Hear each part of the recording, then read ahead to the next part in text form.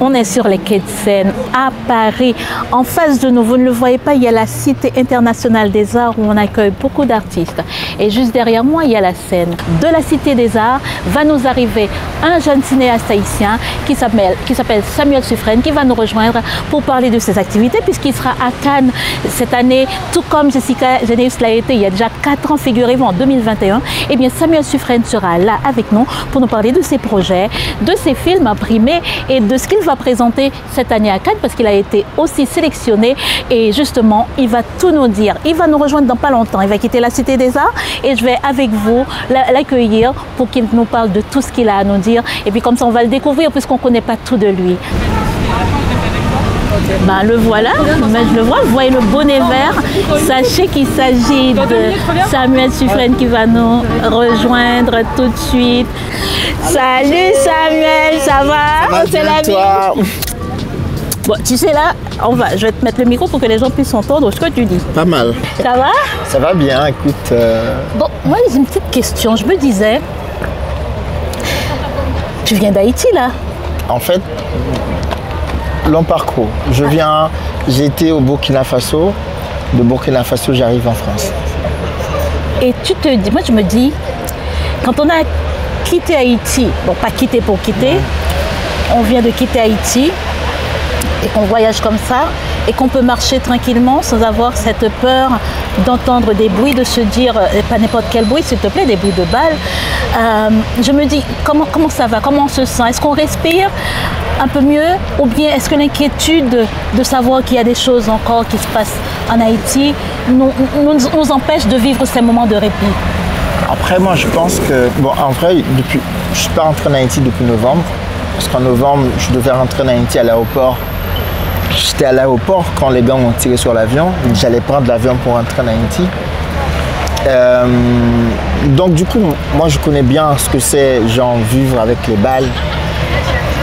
En fait, cette paix me dérange un petit peu, bizarrement. C'est que, je ne sais pas, à un moment donné, parce qu'en Haïti, tu sais, quand tu n'entends rien, tu dis qu'est-ce qui va se passer. Donc, il y a ce sentiment de silence qui peut déranger. Il y a des moments, je me rappelle, j'étais dans un taxi, par exemple, et par contre, si on a kidnappé, ça m'a pris du temps de savoir que j'étais à Paris, en fait. Et donc, du coup, oui, c'est... En même temps, ça donne une sensation, voilà, de paix. En même temps, ça peut être aussi dérangeant. Je ne sais pas si on a deux intervalles, en fait. À des moments, ça te rappelle, c'est pas normal. C'est-à-dire que comment ça peut exister.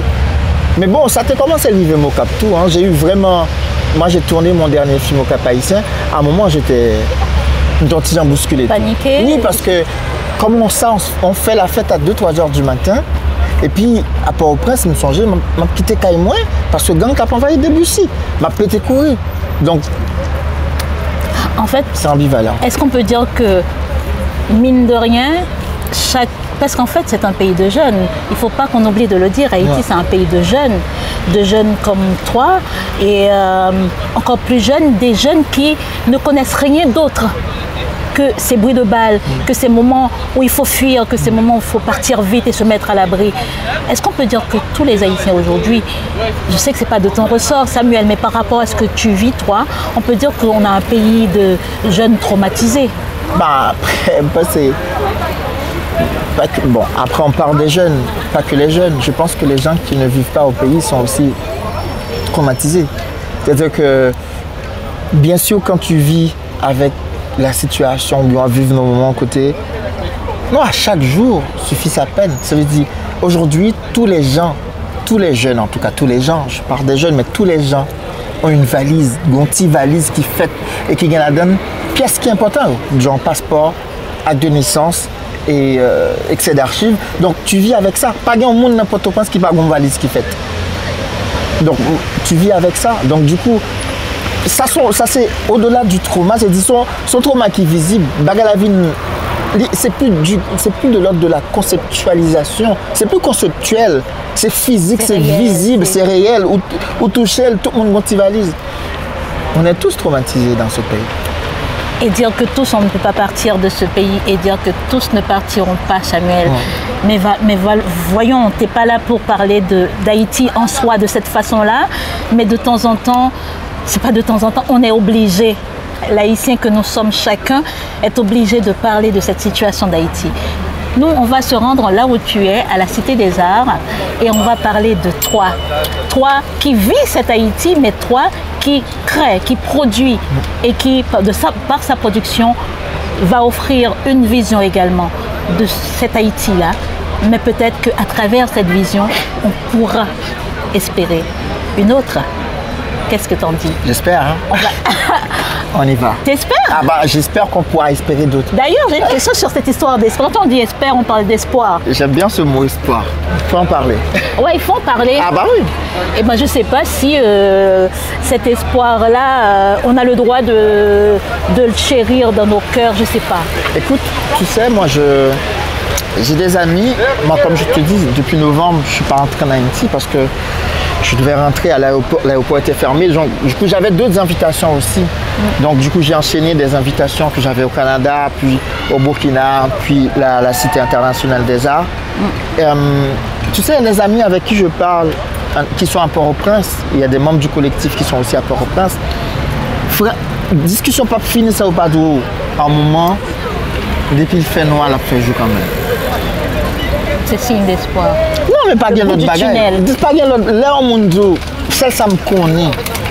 Celle ça me connaît. Fait noir, ça, on regarde là. On les a cherché, nous pas. C'est-à-dire, l'espoir vient de nulle part. C'est vraiment un espoir qui même pas de l'ordre de.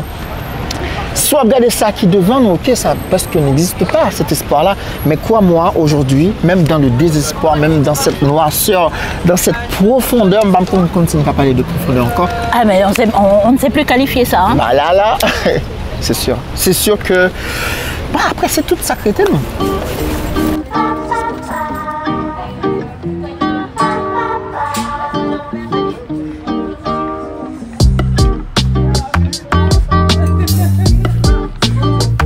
Alors, on était sur les quais de Seine et avec Samuel, on discutait d'espoir. Alors, comme on parle de rêve, on parle d'espoir. Alors, tout espoir suppose qu'il y a un rêve derrière, un rêve que ça aille mieux demain. Moi, j'ai envie de demander, parce que quand même, on a avec nous Samuel Suffren. Moi, il y a des gens qui disent Suffren, qui est Suffren. C'est lequel le bon, Samuel? En vrai, c'est Suffren. Mais voilà. En vrai, moi, j'ai pas de problème qu'on m'appelle Suffren. Ben voilà, moi, je m'étais. Ça c'était à te demander aussi. Ouais. Parce que entre ceux qui disent Suffren et ceux qui disent Suffren, je dis il faut que je demande à Samuel.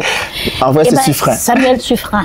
On a avec nous Samuel Suffren, qui lui a dû rêver, qui a eu de l'espoir. Mais je ne sais pas s'il avait de l'espoir pour devenir un réalisateur, producteur, je ne sais quoi. Mais en tout cas, il a rêvé de choses. De quoi tu rêvais quand tu étais petit, Samuel? En vrai, je rêvais de jouer au football avant, avec mes amis adolescents, parce que j'étais un peu frustré par rapport à mon père. Mon père, quand j'avais 10, 12 ans, tout comme ça, je passais mes vacances avec les peintres. Mon père, il était vendeur de tableaux. Donc lui, il était comme il fait dans 20 tableaux pour peindre. C'est pas que lui-même. Il était qu'on fait comme, il pas qu'on fait peinture. Donc, il était un bon rapport avec peinture. Donc, pour lui, c'était un bon moyen pour nous gagner la vie, nous. Et lui, il disait qu'on devait avoir un métier avant même d'aller dans la faculté. Donc, du coup, très jeune, j'ai été chez les peintres. Et donc, j'étais frustré parce que mes amis jouaient au football au quartier et moi, j'étais chez les peintres. Et mine de rien, j'ai pas appris à dessiner parce que je voulais pas. Donc, du coup, mais j'ai appris. Honte de dire ça. Franchement, c'est vrai. Mais j'ai appris à mélanger les couleurs. Et ça m'a permis d'être graphiste. C'est déjà pas mal. Non, ça m'a permis d'être graphiste. Et aujourd'hui, on dit que mes films vraiment sont ancrés de peinture. C'est devenu, ça vient de là. Comme quoi, tu n'as pas pris les pinceaux, là, comme ça. Ouais. Pour être concret, ouais. Mais dans ta tête, tu faisais déjà tes... En fait, je me rappelle bien, ce que j'aimais faire, c'était mélanger les couleurs. Donc pour moi, c'était gaspiller de la peinture, mais je mélangeais les couleurs. Donc j'ai appris à mélanger les couleurs très tôt. Donc du coup, c'est pour ça aussi, j'ai été graphiste, mais autodidacte, très facile. Mais mon père, il était chanteur, il voulait... Donc Tamara Suffren, oui. Elle est héritière de mon papa. Donc lui, il avait l'instant de l'art, mon père. Il avait vraiment l'instant de l'art et il voulait que ses enfants soient artistes. Je sais qu'on a dû te le dire, mais ton papa, il est au centre de ta vie. Ouais. Elle est où ta maman? Ma mère, elle est là aussi. Parce que je ne pense pas que j'aurais eu un père que j'aime autant sans les sacrifices de ma mère. C'est-à-dire que c'est drôle, c'est que je fais un documentaire sur mon père et la fin du documentaire, c'est une lettre que j'écris à ma mère. Parce que pendant longtemps, je ne comprenais pas que ma mère était, entre guillemets, absente. Mais pas vrai. C'est-à-dire que c'est papa qui te mène nous à l'école, c'est papa qui te fait manger. Pour nous, c'est lui-même. Mais maman, tu as le travail. Maman, tu as passé journée à travail et elle est rentrée, elle vend spaghetti encore. Donc, elle n'avait pas le temps. Donc, c'est elle qui s'occupait de la maison. Mais bon, comme c'est papa qui était toujours là. Donc, je remercie vraiment ma mère par rapport à ça. Après, sincèrement, je pense que je suis devenu plus conscient de mon père, de l'amour de mon père aussi, parce que quand je regarde les pères, beaucoup de pères aujourd'hui, pas les pères, désolé, parce que je pense qu'il y a des vrais pères, des bons pères. Quand pile papa m'a regardé, je dis, ah, j'ai la honte. Et là, je me dis, putain, j'ai eu un bon père. Ouais, comme quoi, hein, il ne faut pas se dire que tout c'est comme ça, il y a toujours des exceptions et ton papa, c'est l'exception qui confirme la règle que ce ne sont pas que les femmes qui restent à la maison pour s'occuper des enfants. Non, mais après, c'est dire que c'était même pas, ça se faisait de façon automatique, c'était même pas une bataille de dire que moi je vais travailler, toi tu restes. Non, c'était automatique. C'était naturel. Non, c'était pas papa me pour faire ça, forcer. Non, il nous a mis à l'école, il t'a fait manger, c'était naturel. Je voyais pas. Et ma parole, franchement, ça remonte là. C'est pas un débat jeudi à la qui date. Non, ça remonte. Après, sincèrement, je suis content de mon quartier qui a dit papa, me prends du plat. C'est dit, en vrai, il y avait la projection quand même que c'est pas, en tout cas, toi avec un pile papa aux amis mieux. C'est pas tout qui était comme ça. En tout cas, pour ne pas dire c'est le papa qui était comme ça, mais je ne sais pas moi de papa qui était comme si qui était là, mener l'école, fait manger, c'est eux qui étaient occupés de ça. Tu as planté le décor et puis tu as les peintures, puis tu voulais jouer au football. Est-ce que tu as fini par le football? Non, pas du tout. Bon, après, je me joué dans le championnat, même pas de fort. Pas du tout. Pas du tout, pas du tout. Et ce métier de graphiste? Ce métier de graphiste, avant, c'est la photographie qui est arrivée. Ah oui, c'était la photographie. Parce que je voulais te demander, tu me donnes l'opportunité. Qu'est-ce qui est arrivé dans ta vie avant? La caméra pour faire les films ou la photo? C'est la photo qui est arrivée, mais au hasard. C'est-à-dire que je me rappelle bien, j'ai un ami qui s'appelle Joseph James, qui c'est un ami d'enfance, Noël Watson, Big Up Watson. J'arrive chez lui, je vois une caméra.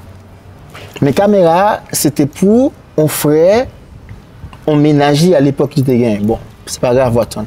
Et on frère, et puis, moi, caméra, et puis il me dit, monsieur, oh, pour une caméra là, je dis, ah non, il a eu. Et puis, il me prend, il me dit, comment il dit, comment il me prend. Et puis, c'était une caméra semi-automatique. Et puis, il m'ouvre, mettait on, et puis il me clèche, et puis moi, il est parti. Il est parti, et puis flash à lever pour colle. Et puis, j'ai fait une photo. Quand j'ai fait la photo, tout était clair, mais c'est parce que c'était automatique. C'est-à-dire, je ne pas manœuvrer rien. Et donc, du coup, j'ai dit à mon ami, je me rappelle bien, même quand ça veut dire, il me dit, nous allons faire une entertainment. C'est quoi une entertainment? Donc, du coup, j'ai créé une structure au début. La première structure que j'avais créée, je pense que sur Facebook, on peut trouver, c'était Review One Entertainment. Par contre, ça review avait dit ni one ni entertainment. Parce que pour moi, là, on dit review, c'est comme review. Ok. One comme number one. Ok. Et puis entertainment comme. Wow. Et donc, du coup, avec cette caméra, j'ai commencé à prendre des photos. Et donc, j'ai commencé à faire des mariages. Ouais, j'ai fait des photos. Premier côté, me commencer photo, c'était faire photo dans le mariage.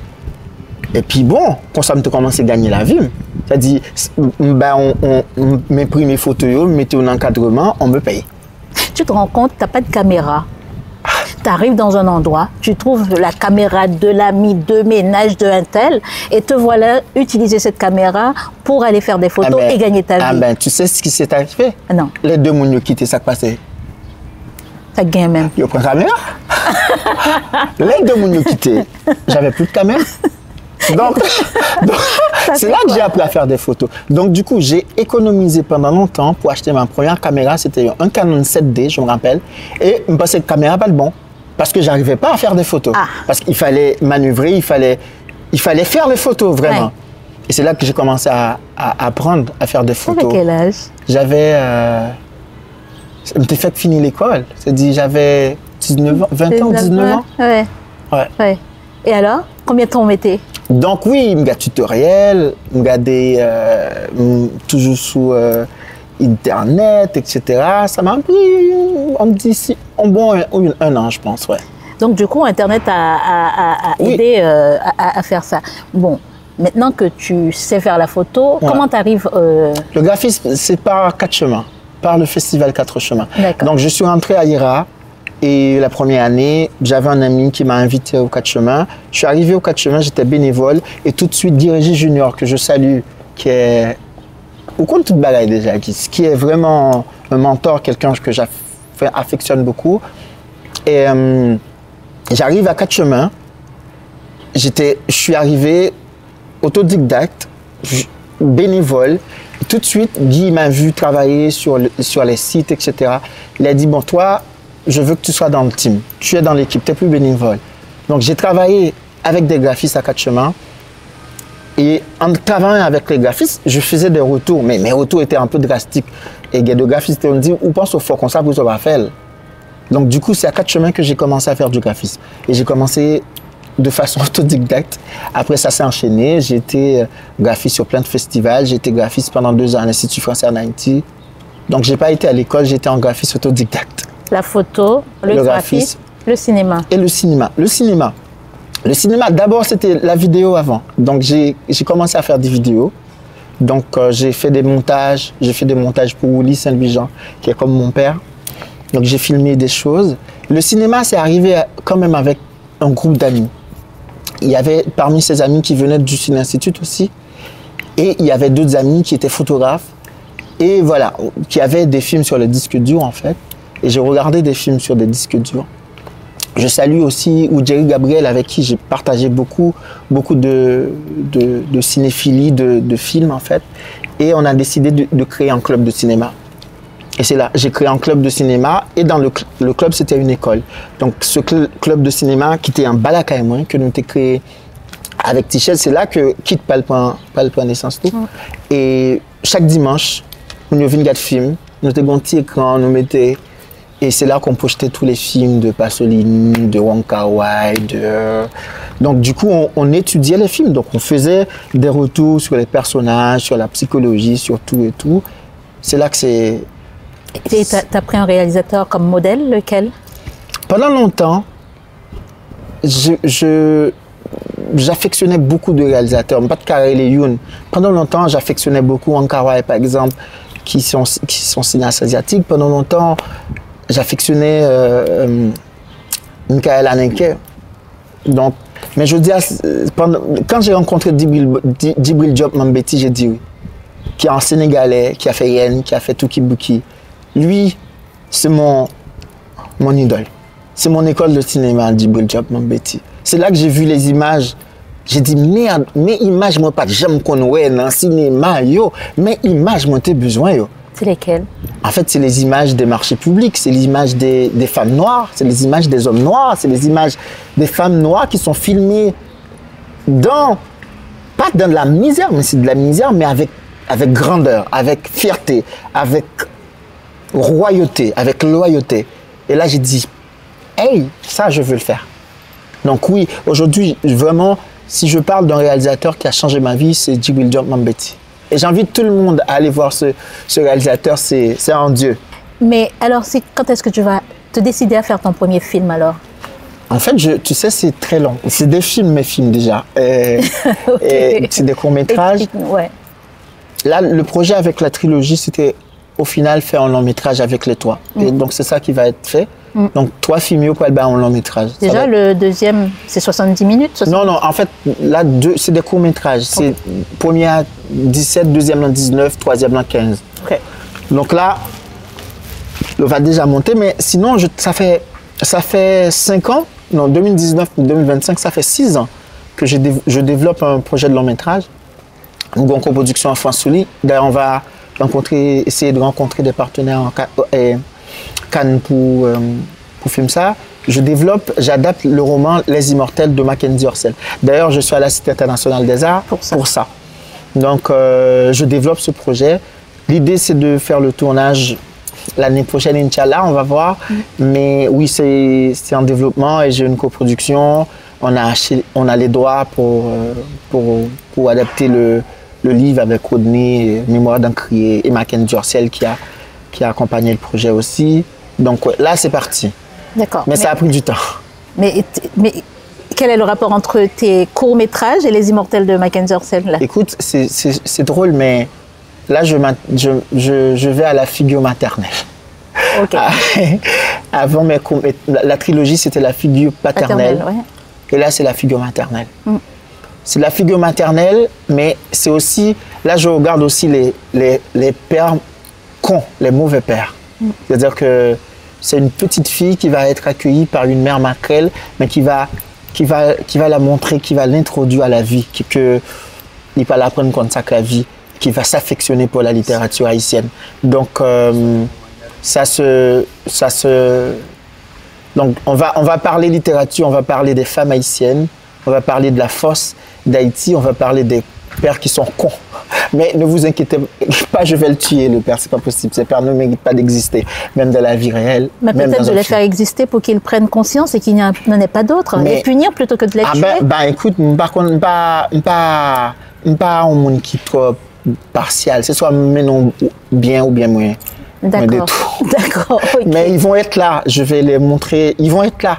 Mais bon, après, c'est pas que ces figures-là qui existent. Il y a d'autres figures qui sont là, et qui étaient des figures d'hommes, qui sont bien, mais il y a des pères cons aussi. Donc, pour faire un résumé pour nos internautes, Les Immortels de Mackenzie Dorcel, c'est un livre qui a été écrit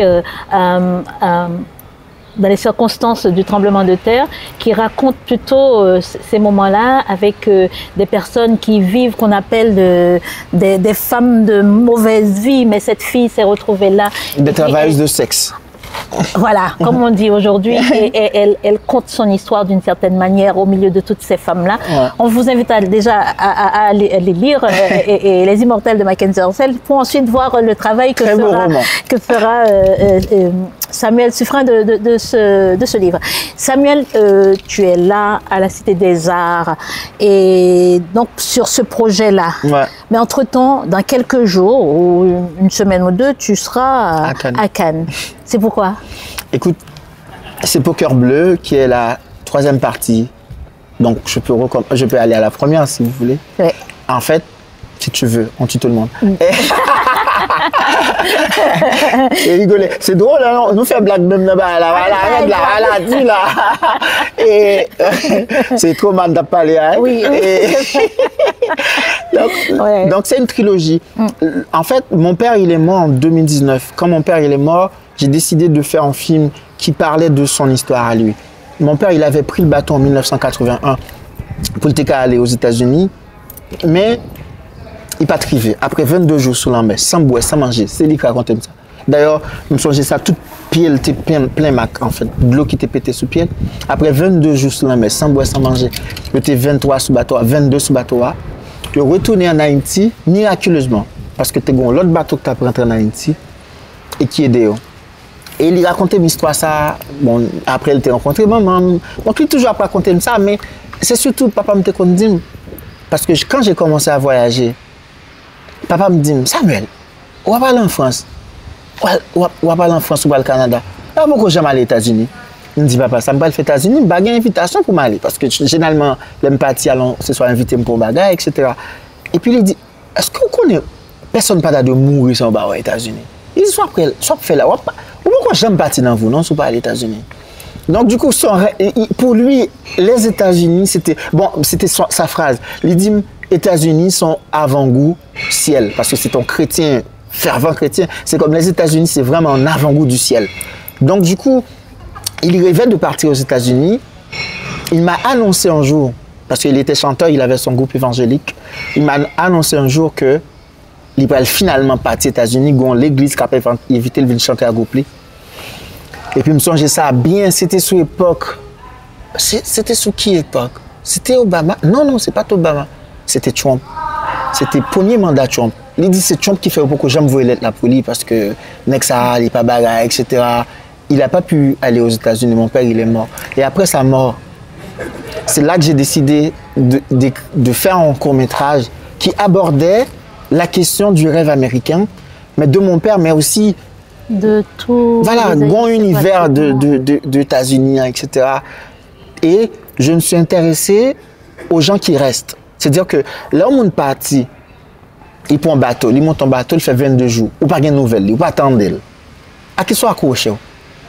Comment on attend quelqu'un comme si qui monte un bateau? Ou bien comment on attend quelqu'un dans 20 ans, dans 10 ans, dans 15 ans? Donc je me suis... Oui, histoire papa m'a intéressé, même m'épousant l'autre point de vue qui c'est les gens qui restent. Et le premier volet c'était Agoué. Ouais. C'était la femme qui reste et l'homme qui part. Donc qui a été présenté à Locarno. Bon, l'un des plus grands festivals au monde en Suisse. Et le deuxième, c'est Des rêves en bateau papier.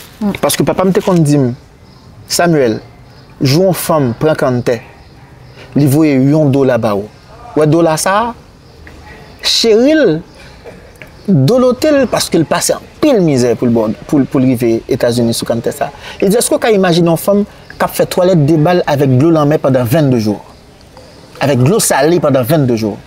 Il dit, gon côté sous bateau, ou pas qu'après 100 personnes. Et là, je suis parti à Port-de-Paix en 2021. 21, 22, 21. Je me rencontré de femmes qui ont expliqué me traverser, qui prennent traverser. Et quand je suis arrivé à Port-de-Paix, papa me dit 22 sous bateau. Port-de-Paix, c'est 400 personnes qui sont sous bateau. C'est 500 personnes qui partent sous bateau.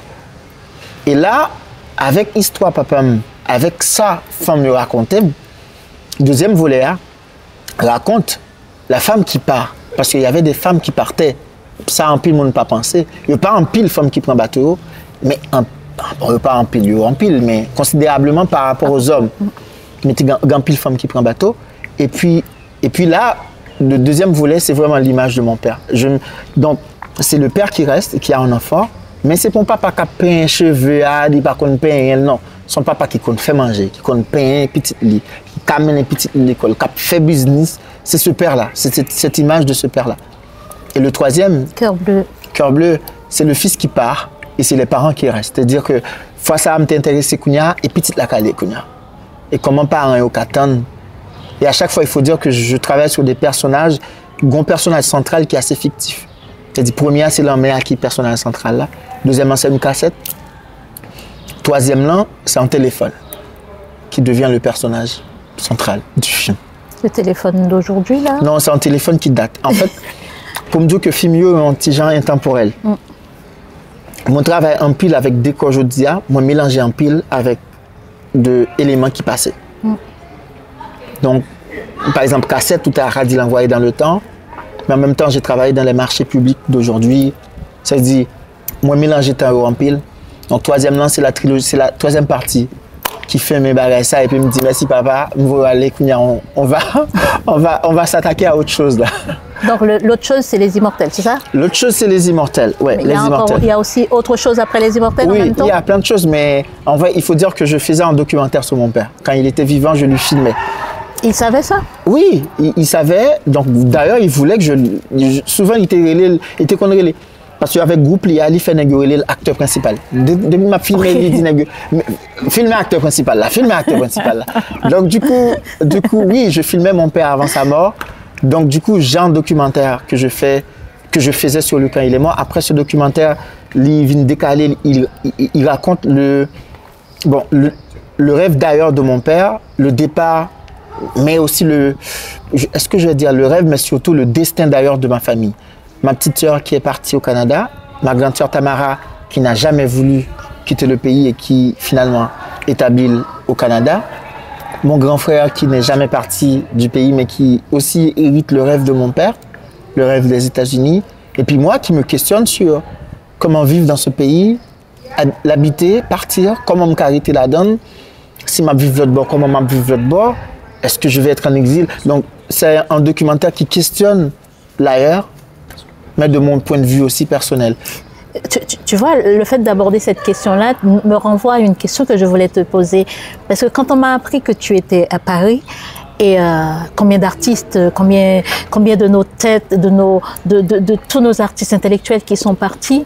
Et quand on sait le travail que tu fais, travail qui a été primé, par exemple, quand tu prends le premier volet de ta trilogie, il a été primé, je crois, en 2024, Des rêves bleus en bateau papier a été en compétition au festival du film du Sundance. Il a eu, par exemple, il a été aussi au Nashville et ça lui a permis d'être, qualifié aux Oscars. Et toujours le point central, c'est Haïti. C'est la vie d'Haïti, c'est les Haïtiens, c'est nous, c'est notre histoire. Et puis on me dit, Samuel, il est à Paris. Moi, je pensais que tu vivais aux États-Unis à la base. Et donc, je comprends que tu n'étais ni aux États-Unis, ni à Paris, mais plutôt en Haïti. Et je me dis, il y a tellement d'enfants d'Haïti qui restent à l'étranger. Est-ce que toi, tu as commencé à aborder la question, vivre en dehors d'Haïti, malgré tout ce qu'on sait d'Haïti? Et si oui, comment tu pourrais continuer à produire, à réaliser? C'est une grosse question. Pourquoi ça me dit c'est une grosse question? Parce que moi, j'ai quitté mon appartement, j'ai fui mon appartement, c'était l'année dernière en tout cas, mi-année dernière, le premier envahissement et gang dans Debussy, Canapé Vert, les Genbois Kaléa, nous t'ai quitté carrément, mal vivre Delma. Quand je suis allé à Delma, là, j'habitais chez Tamara, ma soeur, elle a quitté le pays. Donc du coup, je ne venais pas gagner espace encore pour moi être dans le pays. J'avais mon bureau avec mon collectif. Nous obligés de faire un bureau parce que l'espace à ville vraiment espace moins fréquenté, très compliqué. Ce qui est important de vivre dans le pays, c'est à qui soit accroché. Famille, amis, travail, passion. En tout cas, moi, ce qui est important pour moi, non, vivre Haïti ou bien vivre Port-au-Prince, pour me dire plutôt, c'est qui ça qui retient. À Paris, je vois plus d'amis qu'à Port-au-Prince. C'est drôle. À Montréal, je vois beaucoup plus d'amis qu'à Port-au-Prince. Quand je dis amis, je parle de monde qui est dans l'entourage, moi, que je as développé de bagarres avec. Là, face à ça, ils remettent en question. C'est la première chose. La deuxième chose, moi, je t'ai toujours dit, si je ne peux pas faire cinéma, n'importe côté lié dans le monde, je vais quitter. En tout cas, au-delà du cinéma. Mais depuis que je ne peux pas faire ça, je m'aime. Parce que je pense que je suis un grand pilote, moi, toujours. Je ne peux pas prêter la zone. C'est peut-être ça me crée bulle, moi, tout, dans Haïti, n'importe quoi, on va dire. J'ai créé ma bulle, en fait. Bon, bien sûr, quand j'ai dit j'ai avec un paquet de monde, mais comme je parle de moi, je parle comme ça. Et dans cette bulle, ça, je crée un parti pour me vivre. Je crée un rêve pour me vivre là-dedans. Je crée l'espoir pour me vivre. C'est peut-être ça que je me dis moi ça. C'est compliqué pour moi de me voir ailleurs. Sachant que ma voyage, ça fait quand même un bon temps. Mon premier film, par exemple, a été vraiment bien diffusé depuis 2021, en fait. Le deuxième film, là, vraiment bien diffusé, tout. Le troisième, là, il va à Cannes. C'était le plus grand festival du monde. L'ailleurs me rattrape. Au-delà, dans qui ça me dit, ça qui fait mal, c'est pas vivre ailleurs, c'est qu'on n'aime pas qu'à rentrer la caille, moi, c'est ça qui fait mal. C'est pas vivre ailleurs, parce que bon travail à faire, à un moment donné, des fois, ou quitter, ou partir, ou pas quitter, ou partir.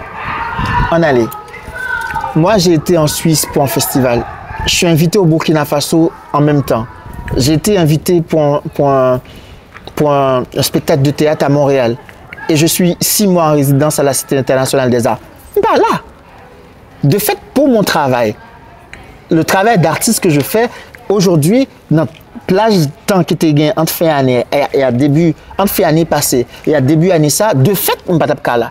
Parce que j'ai au moins 10 mois que je dois travailler. Ça qui fait mal dans l'ailleurs, c'est de savoir que tu ne peux pas rentrer chez toi. C'est ça qui est plus dur. C'est dire que, ok, je rentre en Haïti, j'habite où? Pas en Haïti, je rentre à Port-au-Prince. À Port-au-Prince, j'habite où? Parce que dit parce que je pense que c'est tout bon, peu importe que ça a posé problème ou quoi que ce soit. Je suis autant étranger au Cap Haïtien que ailleurs. Ça veut dire qui ça? Je suis Port-au-Prince. Moi, vive Port-au-Prince. Moi, créer bulle, moi, Port-au-Prince. L'aime pas qu'elle chante masse, pas qu'elle chante masse au Cap. Mon au Cap, il n'y a pas. C'est pas un jugement, m'a dit. M'a dit moi-même, je suis Port-au-Princien. J'ai été choqué en octobre. J'ai tourné mon film en septembre, sorry. J'ai tourné Cœur Bleu au Cap Haïtien en septembre 2024. C'est là que je tourné Cœur Bleu. Non, j'étais choqué. Regardez-moi, je suis à 2 h du matin. Sous boulevard au Cap là. Désolé, il choquait. Il choquait en tant que bon Port-au-Princien qui te connaît à 3 h du matin, 4 h du matin sur chaîne masse là, et que 6 h du soir dans Port-au-Prince Jodia, il vide base. Je suis avec Chavan, je suis avec Chan Masse, je fais DDN, qui connaît, femme qui connaît, contact DDN. Donc du coup, comme on, ok, c'est dit, on monte comme ça, on ne peut pas Port-au-Prince là encore. D'accord maintenant. C'est ça, ma vie dans le but, c'est dit, j'ai nulle part. J'ai nulle part. C'est dit que, par exemple, en France, je ne suis pas bien en France. Non, c'est dit, je ne savais pas que j'étais noir pas avant que j'arrive à Paris. Non, son pays qui dit que tu n'es pas là, tu n'es pas chez toi. C'est dit, racisme en France, on regard suffit, on parole suffit, on geste suffit. Donc, où est-ce qu'on est? C'est-à-dire, là, dit, par contre, pour tout le monde, moi, je parle de moi. C'est-à-dire, l'homme ailleurs ou bien en exil, pas bien chez toi, ou essayer, ou regarder comment on sorti. Pas bien chez toi, il n'y a pas de chez soi. Donc, tu crées, ou créer un monde, ou essayer de vivre. En tout cas, ça, je parle de moi-même. C'est-à-dire, au-delà de tout ce que ça représente, ou essayer de vivre. C'est ça, m'a dit, moi. Ou essayer de vivre. Mais comment faire pour aller vivre là où on doit vivre? Écoute, c'est une belle question. Parce que qui s'arrivait? Moi-même, par exemple, dernière fois, moi ouvert caméra en Port-au-Prince, son âme qui sous tête, c'était Bob Oudon. Dans le barricade, et puis on t'a filmé pour montrer comment il y a des formes de résistance dans le quartier. Manqué pour un bois calé. Oui. Je suis une pièce sur moi, je suis un badge qui média. Heureusement, je suis un badge journaliste sur moi. Oui. Et à tout ça, nous parlons avec le chauffeur moto là. Il prend photo, il voit sous groupe et tout. Et puis, avec le chauffeur moto là, nous parlons. Et nous parlons, monsieur Zam, monsieur Namel, nous parlons avec le chauffeur moto là, nous parlons, nous parlons. Et là, moi, je vais la caméra, je connais la caméra, je connais le quartier, tirer dans le dôme. On dit, soit on vient faire là, nous n'avons pas besoin de foutre journaliste là, on vient faire, on vient. Après, je comprends tout. Ça me dit, je comprends, ça veut dire, je exagéré tout, oui. Mais ça dit, il y a un cynisme qui est tellement allé fort, ou bien un mécanisme de défense qui est tellement allé fort, il y a un pile de dommage collatéral. Donc, du coup, je n'aime pas de caméra, même, désarmé. Si je ne peux pas filmer. En fait, j'ai comme l'impression que tu es en train de nous dire, si je ne peux pas filmer en Haïti à Port-au-Prince, oui. C'est ce que tu es en train de dire. Oui, parce que qui s'est passé? À qui ça en pointe, moi, fait? Qu'est-ce qu'on filme? Comment on filme? On filme de ce qu'on a vu. Moi-même, pas de capacité. Pas en gros, monde qui qu'on imaginer. Même si il y a des gens qui disent très créatif. Moi, fais film, moi, créer, photo, film, bref, peu importe ce dia, moi, créer à partir de mémoire, moi. À partir de ça, me comme repère. Là, pas de repère dans l'espace. C'est-à-dire, ok, j'arrive à. Moi, je vais Jérémy. Je ne suis pas un monde qui fait un pile temps en dehors de Port-au-Prince, moi-même. Quand pile ville dans la province, je ne connais pas. C'est-à-dire, je suis un vraiment. Et puis même Jean tout, là, je vais Paris là. Depuis que je compte 2 bars, il y a 2 bars là, mal. Par contre, balle dans 3, non? Pas besoin de 3e, non. En bas la ville là, mal distraction, dans les petits coins pam. Après ça, nous connaissons le Caïman. Nous changeons tout espace. Mais nous toujours dans le même espace. C'est-à-dire, pour moi, c'est ça tout. C'est-à-dire, Port-au-Prince, par contre, moi-même, je suis un vrai Port-au-Princien. C'est-à-dire, Port-au-Prince, c'est là l'univers moyen. Après, bien sûr, c'est-à-dire que réalité au l'autre bagage, c'est-à-dire, là, j'arrive à Paris, j'ai envie de filmer la Tour Eiffel. Donc, du coup, ben, avec la date de l'indépendance, mais avec notre vision, notre bagarre, etc. Bien sûr que, je pense que j'ai une capacité tout pour m'imprégner sur de l'espace, mais soit exercice. Et même là encore, on va essayer de mener Haïti dans la Tour Eiffel. C'est ton prochain film, Port-au-Prince. Ah oui, il y en a, il y en a. J'ai comme l'impression que tu te retrouves dans Port-au-Prince et sa douce nuit de Gaël Bien-Aimé. Bah après, parce que nous avons traité même thématique. L'exil. Est-ce qu'on doit rester? Est-ce qu'on doit partir? Est-ce que. Regardez les derniers textes. Regardez les derniers textes. Derniers textes, même dramatique. Les derniers, c'est le même sujet. C'est le même débat. Même dernier film. C'est ce que vous vivez tous de toute façon. Ou presque pas gain. Ou presque pas gain. Jean d'Amérique qui t'a écrit en rubrique qui t'a dit c'est avec du sang qu'on écrit, un truc comme ça, son rubrique qui t'a parlé du sang. Ou presque pas gain l'autre thématique. Tu dit presque pas contre comment on va mourir, non. Bon, non pas l'autre thématique, même pas poser l'autre question parce qu'il faut nous finir, parce que Samuel nous pas épuiser le constat. Mais en même temps, je me dis, vu que tous vous puisez dans la même source, est-ce que ça vous arrangerait? Est-ce que vous continuerez de créer si ça changeait un jour, si cet espoir revenait, devenait une réalité autre que ce qu'on... qu'un espoir, est-ce que vous pourriez continuer de créer? Après, je pense qu'on chante l'espoir, on chante ce qu'on a envie de voir. Hélène, où elle est Kounia, va le créer, ma chère. Ok. Kounia, va la belle. Kounia, va le gagner, na même. L'espoir va tourner réalité. C'est à ce moment-là que nos artistes, nos peintres, nos écrivains, nos cinéastes, tout ce que vous savez qu'Haïti possède, vont continuer de créer, de parler d'Haïti encore et encore, et de la très bonne façon qu'il faut le faire d'ailleurs. C'est un pays riche, un beau pays, mais pour le moment, un pays qui subit quelque chose de dur. Samuel Suffren, merci en pile pour ce moment. Merci beaucoup. Merci pour ta belle histoire. Tu as dit à ton père, papa, on va à Cannes. J'espère qu'il l'a entendu.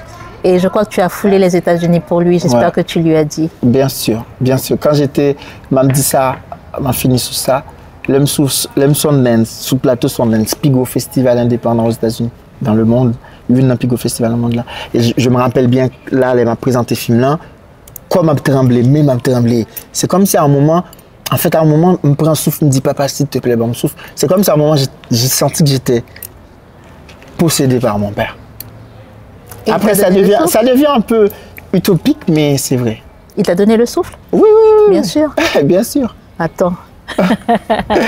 Mais voilà, je vous ai présenté, si vous le connaissiez déjà, tant mieux pour vous, mais je pense que vous ne le connaissiez pas sous toutes ses coutures. Et bien, c'était avec nous le réalisateur, producteur, quoi d'autre? Mélangeur de peinture. Samuel Suffren qui va être au Festival de Cannes parce qu'il a été sélectionné à la quinzaine des cinéastes et nous lui souhaitons d'avoir ce prix parce qu'il le mérite, même si ce n'est pas pour lui, rien que pour son père. Merci à vous d'avoir suivi ce bel échange qu'on pourrait faire durer longtemps encore et encore. Merci à ma belle petite équipe qui est toujours là, mais franchement, si je vous le dis, vous ne pouvez pas le croire. Ils souffrent, mais ils continuent, ils tiennent bien. Merci encore à toi. Et puis, merci à Oulibert qui là, je ne vais pas citer son nom. On peut le montrer tout à l'heure si vous voulez. Comme ça, vous verrez qui vous l'avez déjà vu passer sur Haïti Inter. En tout cas, merci à vous tous d'être là, vous les amis d'Haïti Inter. Continuez de nous soutenir, continuez de soutenir notre travail en vous abonnant, en partageant nos contenus. Et je vous dis à la prochaine pour une autre interview. Merci.